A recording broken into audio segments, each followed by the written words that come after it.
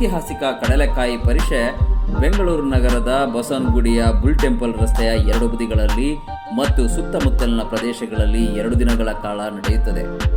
ಕಳೆದ ವರ್ಷ ಕೋವಿಡ್ ಕಾರಣದಿಂದಾಗಿ ಕಡಲೆಕಾಯಿ ಪರಿಷೆ ನಡೆದಿರಲಿಲ್ಲ.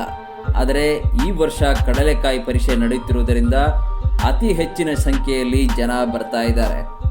ಈ ಕಡಲೆಕಾಯಿ ಪರಿಷೆಯ ವಿಶೇಷವೇನೆಂದರೆ, ಕಡಲೆಕಾಯಿ ಪರಿಷೆಯ ಸಮಯದಲ್ಲಿ ಗ್ರಾಹಕರು ನೆಲಗಡಲೆಯನ್ನು ರೈತರಿಂದ ನೇರವಾಗಿ ಮಾರುಕಟ್ಟೆ ದರಕ್ಕಿಂತ ಅಗ್ಗವಾಗಿ ಖರೀದಿಸುತ್ತಾರೆ.